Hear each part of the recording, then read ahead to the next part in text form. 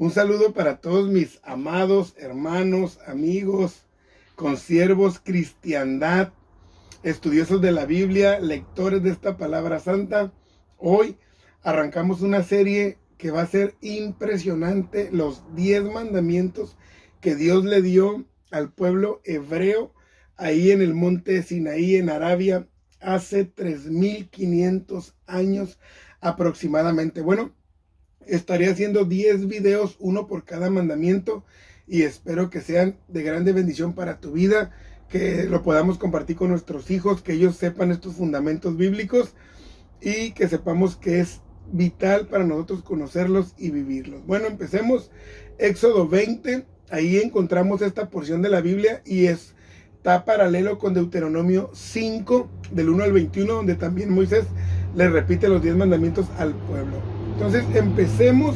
Hoy vamos a desmenuzar entonces el mandamiento número 1, que es: no tendrás dioses ajenos delante de mí. Dice el versículo 1 del capítulo 20, y habló Dios todas estas palabras diciendo. Entonces, en Deuteronomio 34:2 dice que esta era una ley de fuego.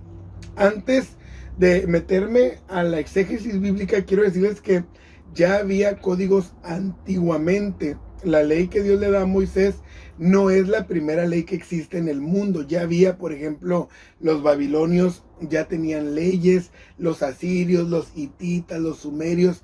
Esas primeras civilizaciones ya contaban con estos códigos que regulaban el bienestar social, ¿no? Entonces, recordemos que los mandamientos, a diferencia de los demás pueblos, para los hebreos son órdenes directas de Dios, donde nada tiene que ver el hombre. En los antiguos códigos, los hombres sabios se ponían de acuerdo para dictar leyes para el bien común, pero en este caso solo Dios es el que le da a Moisés la ley y él actúa como un intermediario entre Dios y el pueblo, ¿no? Algo que vamos a encontrar y que es muy interesante saber es que no todas las leyes que vemos nosotros en la ley de Dios en Moisés son nuevas. Ya había antiguas leyes que eran las mismas, pero ya eran leyes que estaban aprobadas por Dios, solamente que estaban mejoradas, pero que ya se usaban, ¿no? No necesariamente todas eran nuevas. Deuteronomio 4:13 también nos dice que estas fueron escritas en tablas de piedra. Las palabras y la revelación de Dios contiene la más alta moral y sabiduría, la cual no está en ningún sabio, ya que viene por revelación divina. Es decir, ningún hombre hubiera tenido este alto concepto moral y ético para buscar un bienestar social. Aunque los códigos de las civilizaciones antiguas eran importantes y tenían un buen nivel, pero no se compara al de Dios, ¿no? Otro punto antes de iniciar, ya metiéndome a la palabra, es que Dios ya había escrito en el corazón del ser humano desde Adán las leyes en su corazón, pero el pecado vino a distorsionar todas estas leyes maravillosas de Dios. O sea, fue disfigurado el propósito del ser humano. Entonces he ahí la necesidad de transcribirlas, ¿no?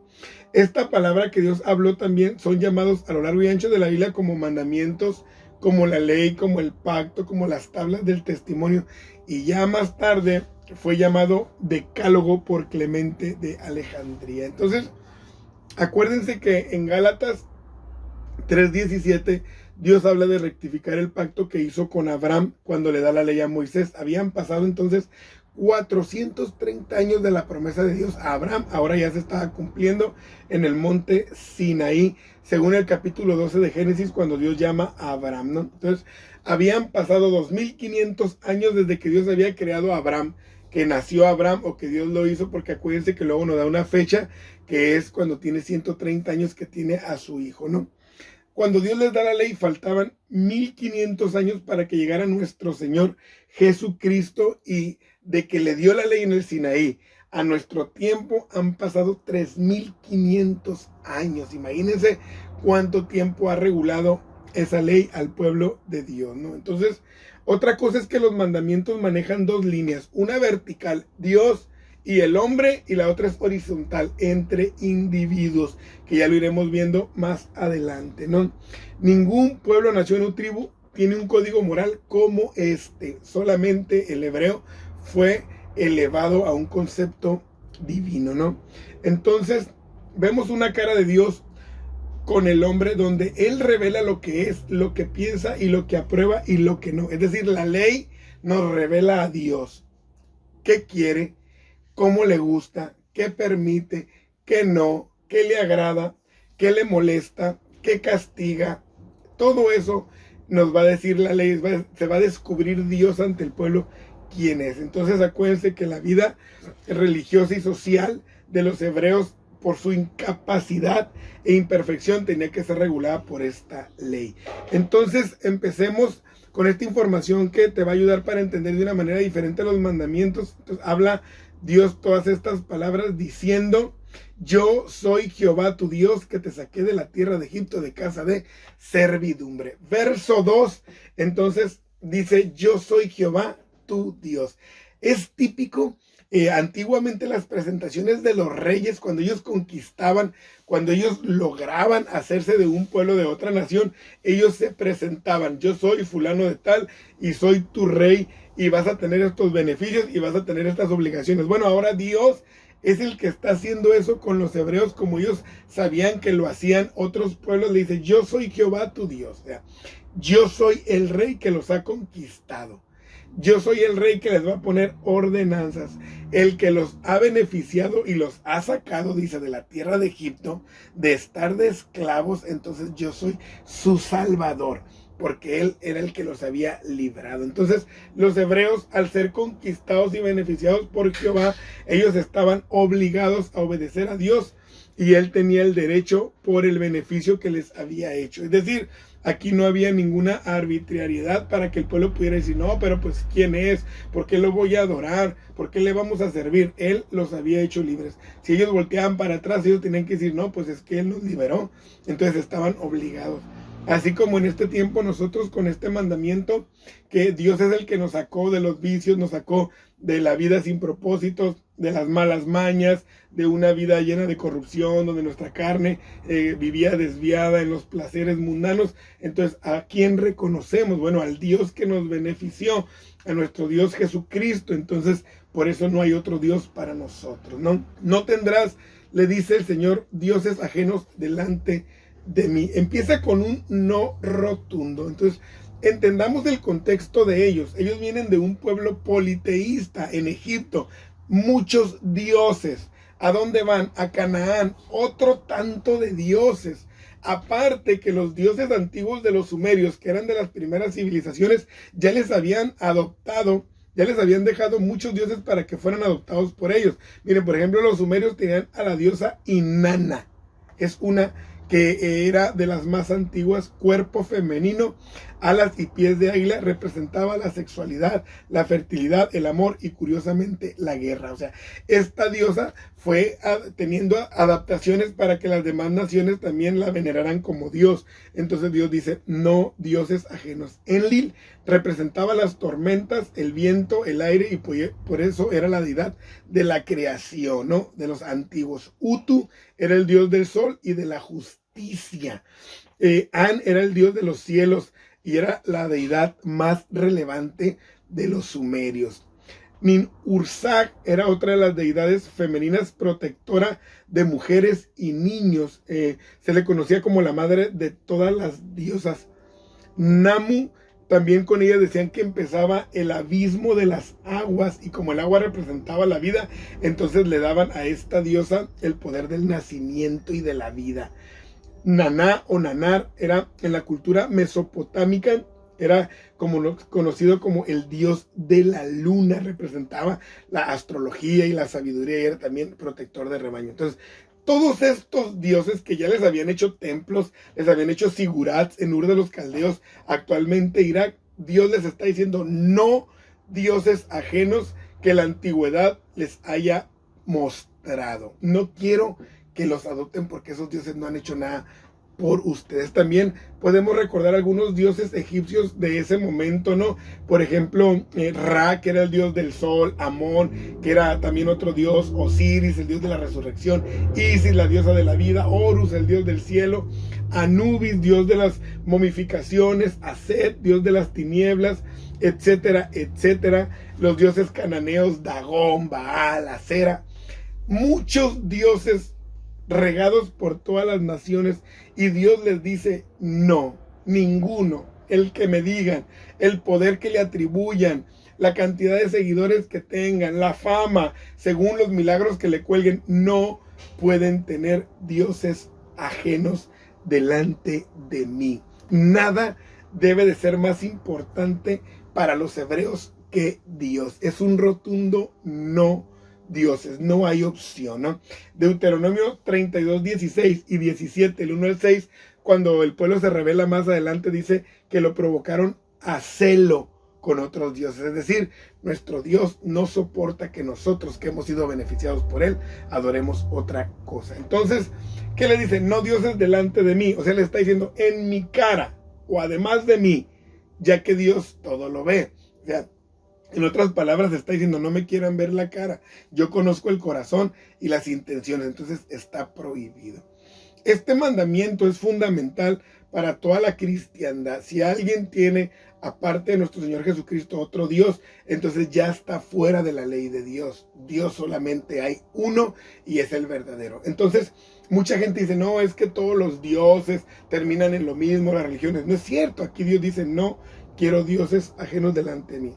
Algo que puede estorbar en este tiempo es que el sincretismo religioso, que es, yo aquí escribía acerca del sincretismo, que en los tiempos de conflicto, fíjense, donde el creer en el único Dios verdadero se vuelve algo muy difícil de hacer, porque nos pone en conflicto con otras creencias, con otros pensamientos, con otras amistades, con otros líderes religiosos, con tendencias. Entonces, ¿qué hacían los cretenses? Ellos, en tiempos de guerra, como ellos tenían muchas deidades, muchos dioses, muchas creencias, ellos se unían para vivir en armonía y pelear juntos. Eso se llamaba sincretismo religioso, ¿no? Que era la conciliación de dos o más filosofías o religiones en uno solo, ¿no?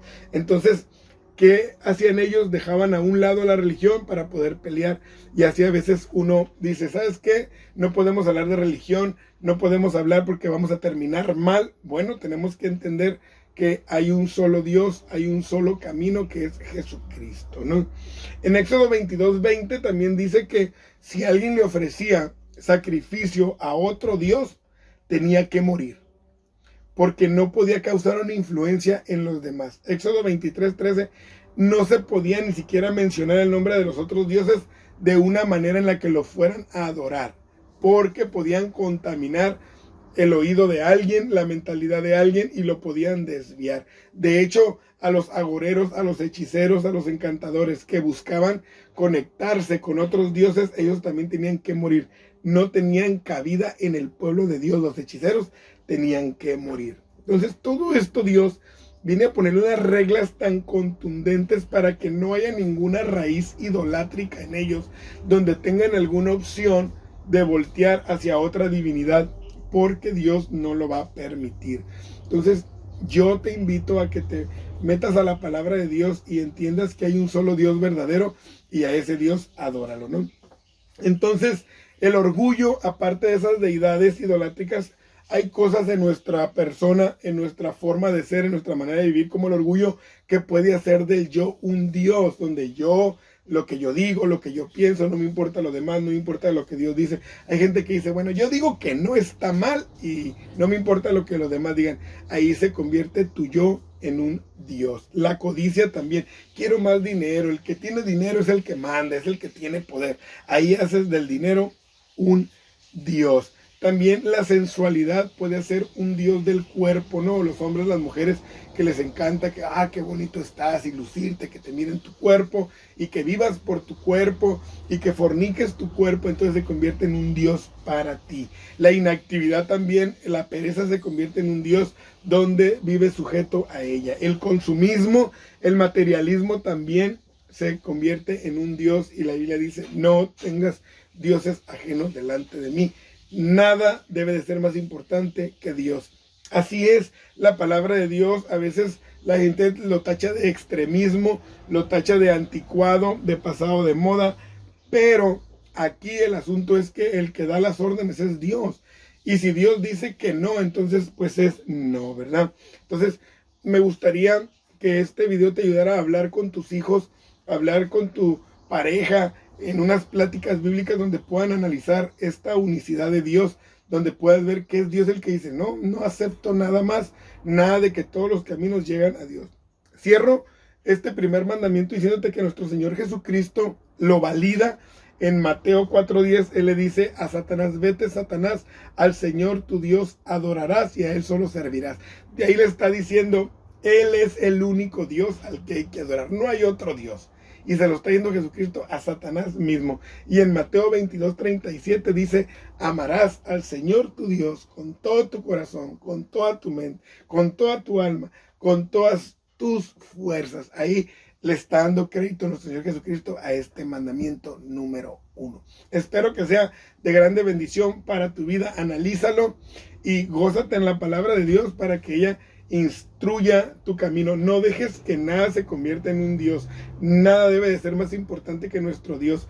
Recuerda esta frase que dice, Señor, no tengas dioses delante de mí, como diciendo, no me quieran ver la cara porque yo conozco el corazón y las intenciones de cada uno de ustedes. Mi deseo es que Dios te bendiga. Espera el mandamiento número 2, donde hablaremos de que no te hagas imágenes ni nada. Ánimo.